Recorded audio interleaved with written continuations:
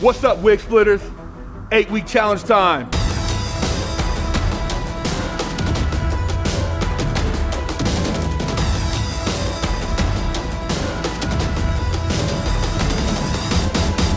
Starting January 1st to February 26th, we're gonna reward the best transformations, men or women. You're gonna get rewarded. 5 G's first place, second place 1,500. Then we're gonna do 5 runner-ups for some yard time. Go to wigsplitterworkout.com for all the details. Let's get in the best shape of your life and go split some wigs.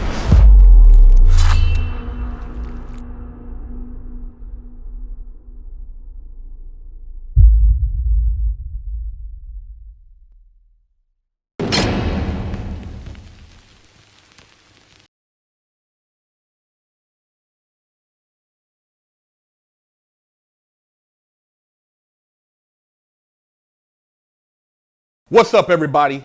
Big Herc, getting down with Fresh Out. You tune into another episode of Prison Talk. And hit that subscribe button, man. Quit bullshitting. We want to make sure you guys don't miss out on this game. I got here my man Sean from New Jersey. This dude was an animal when he was out there on the streets getting his paper. And, you know, there's a lot of misconceptions about white-collar criminals. You know, I spoke on them. You know, I said a lot of them can't hold their weight.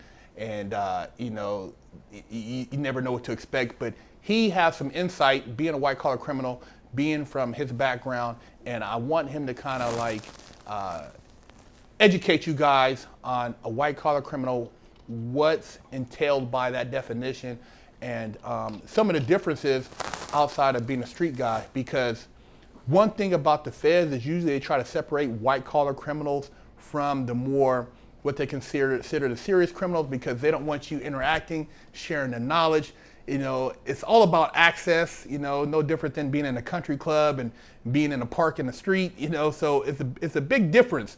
And so I'm gonna have him elaborate a little bit and speak on that, because he's the first white collar guy we've had on our show. Yeah. So welcome, Sean. Thank you, Herc.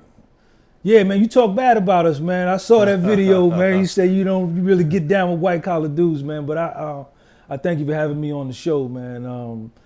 All my subscribers, man, hit that like button, hit that subscribe button, subscribe to this channel, and then you got to go over to the other YouTube channel, man, Big Herc 916. When you click on there, he gonna come on there and say, "This is Big Herc 916. Welcome to another edition of my vlog, where we all about that positivity and motivation, lacing you up with that game." Subscribe to his channel. Herc, man, yeah, man, I did it, you know, white collar, man. White collar was, you know, that was what I fell for. You know, my accounting, you know, I got accounting background. Okay. Bachelor's degree in accounting, master's in finance. I had a consulting business. Actually, first of all, let me just say this right off the top. I had legitimate businesses set up, right? I had Gunby Realty, which I was a licensed New Jersey real estate broker, fully formed LLC, employee identification number, where I was a licensed real estate broker and I had access to the MLS.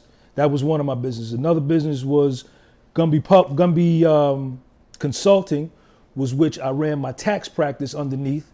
Legitimate business, employee identification number, PTIN, practitioner tax number, all the things set up with the IRS. Offered bank products. The third business was GIT Realty, which was my property management business, legitimately set up business, employer identification number, you know, fully set up. You know, I just wanted to put that out there, letting everybody know that I wasn't just some nigga that went and bought, you know, the Intuit tax practice and was in the basement, you know, deliberately setting out to, you know, fuck up and make people's, you know, do fucked up returns, you know. What I did was wrong. You know, I was wrong for what I did. I pled guilty to a 28 count indictment of aiding and assisting in the preparation of fraudulent tax returns. And what I was doing was getting people back bigger refunds on their returns than what I was supposed to, with fake deductions and giving them capital gains losses that they really didn't have, or, you know, giving them the earned income credit, you know. And I was cold-blooded wrong, and I ain't got no static with the feds. They did their job, and then when you do wrong, you get what comes with that. But your question again was about the white collar. Yeah, and being being a black man running in those circles, because I know, like, a lot of those are closed circles, even when you start dealing with more the financial end, because I traded natural gas partnerships. I had a Series 23 at one point when I was 21, and I was the only brother in the office. And my goal, I was going to eventually get my Series 7, but because I already had a felony, I didn't qualify at the time because I didn't have an expungement to get a Series 7. But I was around these guys, similar to what was in Boiler Room, and they were playing with big money. And me being a street dude, I was trying to reform myself at the time, and it was an experience, man. Just hearing the lingo and the type of person you're associating with is different than the street. So you being able to actually maneuver in them circles, how was it based on your appearance? 'Cause I know people initially judge you and assume something until you start you start talking. Facts.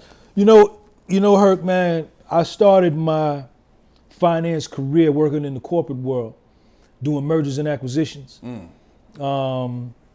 I worked for a company up in Parsippany, New Jersey, and what we were doing was buying up mom and pop real estate brokerages and smaller real estate companies and rolling them up into a bigger company. And I was the lead financial analyst doing that.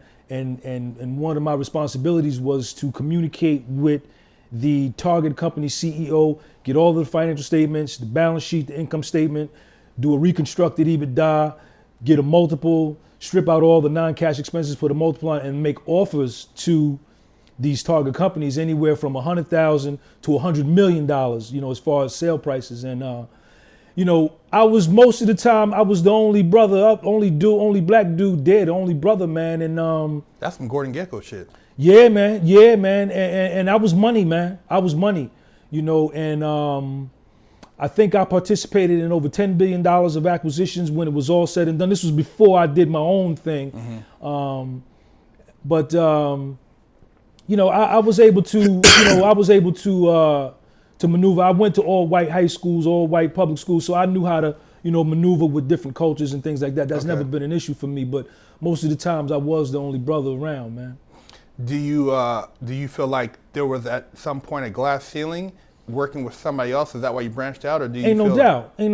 But I don't think it was more so from, at least in my particular instance, a black and white thing. You understand? Mm-hmm. It was more of my homeboy, because what happened was, and the reason I left working for other motherfuckers and fuck working for somebody else, I was the baddest motherfucker there doing deals.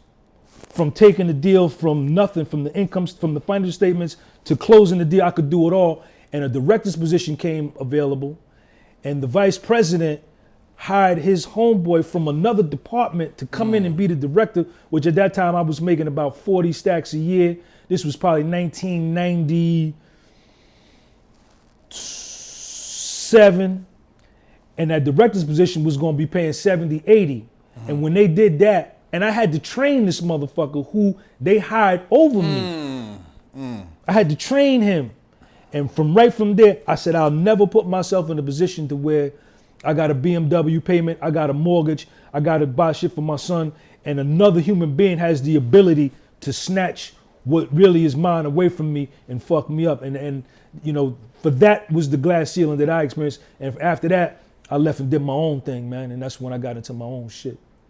And do you feel like, so just based on what you just said right there, it sounds like a lot of what transpires on that corporate level is predominantly who you know. It's more connections, because there's people in positions. That doesn't mean they're necessarily smarter than you. It just means that whoever they're dealing with has a better relationship. Ain't no doubt. Black or white, Asian, don't matter, man. Yeah. If and this is another thing. If y'all went to the same college, you an alumni, I'm gonna look more favorably upon you when you file for the promotion as opposed to somebody who didn't, because there's a certain bond there. So it's definitely a gang type mentality. There's definitely some nepotism, some closeness. How close do I know you? How comfortable do I feel with you, black or white? Now, and you know, in today the streets are telling just as quick as anybody else. So I can't really say that the streets is any less solid than the white collar guys. But you know, the reason I said that is because you know a lot of guys when they're living the high life. And they get caught up. Speak on and they, you know, lose access. And soon as the white collar guy goes down, you know, a street female, she might ride with you for a while, but a white collar family, oh my God, they distance themselves. They leave their husband. I mean, I've seen guys at MDC getting divorce papers, you know, and they were, the family was living in $1 million home. So do you feel like there's more pressure for white collar guys to tell because they're not really from that background and the thought of being locked up? Because I've heard a prosecutor or I think a public pretender actually say, it's like, man, you're a big guy, you know, you're young, you know, doing 10 years, you'll be all right. And they act like because I'm black, big, and you know, my background, jail time should be more comfortable for me. Where a white collar guy, you know, I've seen it on American Greed where the guy says, well, you know, can they send me somewhere where I can watch the Yankee games? Well, they have the Yankee games at the place I'm at. So, I mean, what's your position on that as far as, you know, those guys when I've never seen a white collar guy really take the heat unless, you know, he had no choice. Listen, man. Listen, Herc, man. One of the things, keeping it on me in my experience, and I think I could speak for a lot of white collar dudes, especially those that are in prominent positions, my shit was in the paper. In my area, I'm from North Jersey, my shit was in the paper on the internet. So there's a level of like humiliation. And because everybody knows, right? So like before the feds came, I was doing about $300,000 a tax season in revenue. I do $200,000 in February, 1 month. Once they came and the word got out, my shit got cut in half the next year. You understand? So, you know, and like you say, motherfuckers abandon you, kid. Motherfuckers treat you like you stink, man. And don't matter if you helped them, no matter if you gave them money, no matter if you gave them dope refunds, no matter if you helped them get their life together, no matter your 20th family, everybody, man, they bounced, man. They bounce. They bounce. And that was one of the things that fucking hurt the most. Was like the fucking abandonment, man, when the shit went down, you know. And like I say, man, you know, I talk about this in a lot of my videos. Go to my YouTube channel, man. Gonna be publishing, man. I got the dopest channel on YouTube. I talk a lot about my videos, man, that like my son sitting right there. This was the only nigga that really fucked with me, man. Everybody dipped. And I was left with myself and my thoughts and my mind, man. And this was my first time catching a Fed case. And I never thought that what I was doing could lead to a Fed case. But them motherfuckers came that day, man. I never forget it, nigga. It was like it happened 15 minutes ago, man. I pulled up in the parking lot, I parked. Two big white boys jump out this motherfucking Camaro and shit with bulletproof vest and the fucking the hanging badge, and he had a roll up. He said, "Yo, this is a search warrant. We coming up." He said, "You Sean Gumby?" I said, "Yeah." He said, "We coming upstairs with you." I said, "I bet." So we go upstairs. I open the door, and it's just us three. I opened the door. Then I had another door to my office that I kept locked that had been fucked up. Like now I look back on it, they had been going in my office and shit because the door, this shit is deep, man. So anyway, we go in my office. Next thing you know, Herc, man, about 18 of them motherfuckers come running in my office with the navy blue jackets with the yellow letters. Yo, what's your password to your computers and shit? I'm sitting down and from that day, kid, from that day, man, my life changed, man. And the way, like what you said, man, the way motherfuckers saw me, and then the way the kid saw himself, man, because it was a war with me too, man. You know, and you know, I stayed solid. You know, I had the offer to cooperate. They talked to me about a 5K1 and all that shit. You understand? Toward the end, because I stayed out. They investigated me for like 3.5 years. while I was out, and I don't even know how long they was doing it before, but they had told me they had been following me and shit. You know, cause yo, funny story. Let me tell you a funny story. The day we sitting in there, they came with the search warrant. I'm dressed like this, right? Nigga clean as shit. And the agent says to me, he says, Mr. Gumby, man, I thought you was gonna have on a bow tie today. And I had on a tie like this. I'm like, what the bow? I said, bow tie. I said, what, you been following me? Like, yeah. For like the last 6 months, man, you know.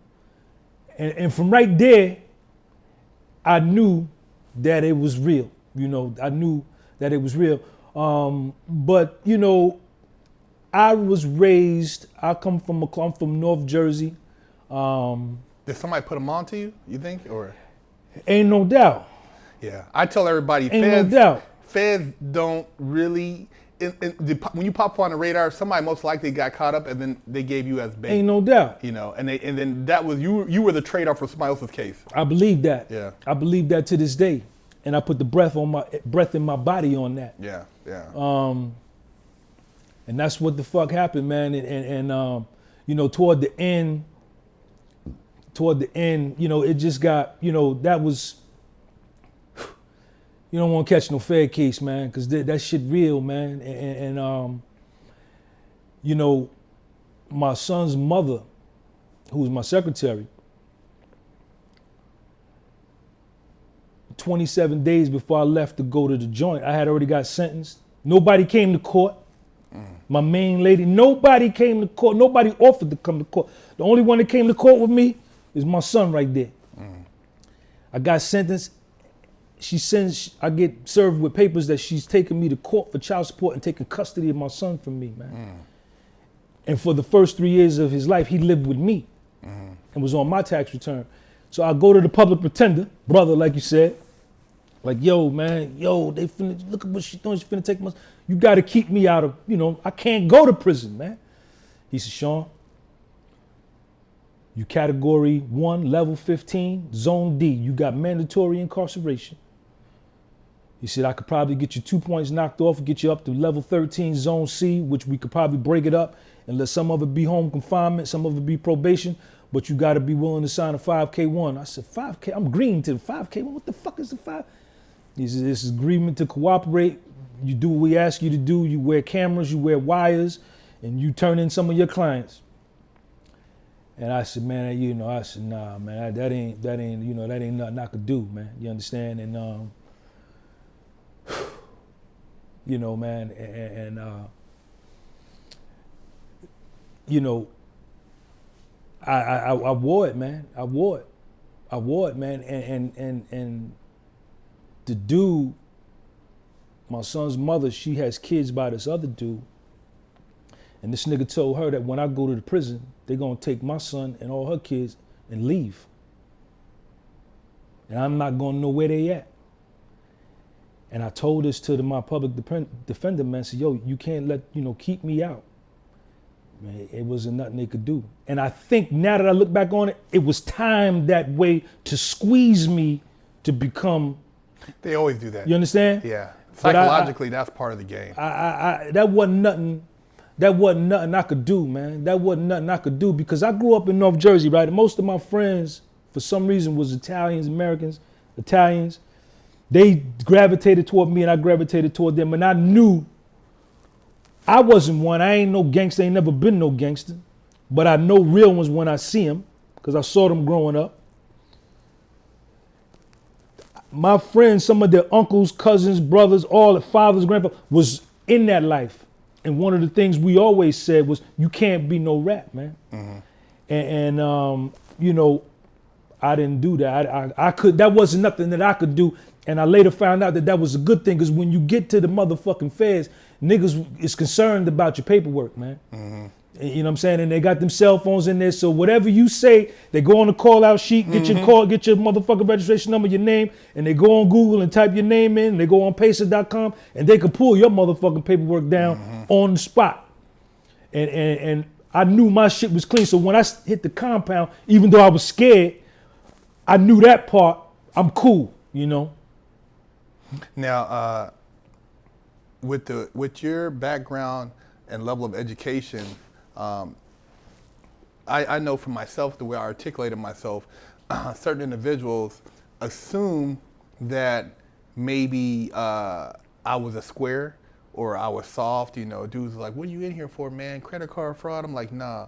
Bank robbery. He said, oh, man, you had a note? You know, I said, no, I had a pistol. You know what I mean? They're like, oh, wow, you know, blah, blah, blah. Because people think that just because you're educated and you're black, you're not soft. You're not somebody who can stand your own. So I know you being somebody who had that background. Were you challenged at some point, or did guys question your manhood Ain't because no of doubt. your, you know, the way you carried yourself and how you programmed? Ain't no doubt. You know, when you get to the joint on a white collar, the perception is that you soft. You understand? And but see, I knew that I only got busted for white collar. You understand? That I had another life prior to that. You understand? And I've been in the street a long time. I was running around in Harlem in 85, 86, 87 when New York was New York. You understand? So one of the things about prison, when I got there, one of the things and what I learned is your body language tells a lot. Mm-hmm. You understand? And how you talk and how you move and how you walk, all that shit, you constantly on stage. And I had did a little time in county jails and shit like that in Atlanta. So I knew how to jail, you understand? But I knew that, you know what I'm saying, I knew I was solid. And, you know what I'm saying, whatever perception they had, once I got on the compound, they introduced me, you know, because they look at your last three numbers. Oh, where you from, man? When I hit when I got to Gerard, you know, they're like, yo, where you from? I said, I'm from Jersey. Yo, you gotta meet Corey. So they introduced me to a nigga from Newark. So me and the nigga from Newark start kicking it and shit. We start talking. And then I start fucking with niggas from Detroit and motherfucking DC, you know, and then once they saw how I got down, you understand, I was cool. I didn't have no problem. It was niggas that didn't like me, whatever. It was niggas I didn't like, you understand? Yeah, you're gonna always have that. Right, but it wasn't never no static. Nobody never took nothing from me or, nah, it wasn't nothing like that. Okay. Yeah, man, I just wanted to put that out there because, like I said, I know people have a tendency to judge us on perception and right off think the top. We can't talk a certain way. Like, you know, if I need to go to the block, I know how to talk to these cats. I'm not going to talk over their head or be arrogant in my conversation. But believe me, I can go sit over here and talk with these guys about world politics, or if you want to talk about the financial market, I can talk about that too. You know, and it throws people off because they like, well, damn, how is this guy able to do all this, you know, and be a chameleon in wherever he goes. And that's something a lot of people don't understand, but not everybody's capable of that, you know. And you being with your background and the finances and stuff like that, I just thought that was pretty interesting. So I just wanted to lay it out there for the people to give them more insight. So, hey, there you guys have it. Sean spitting some game on, you know, white collar criminals, white collar background, his hustle, and, you know, lacing you guys up. Make sure you guys subscribe.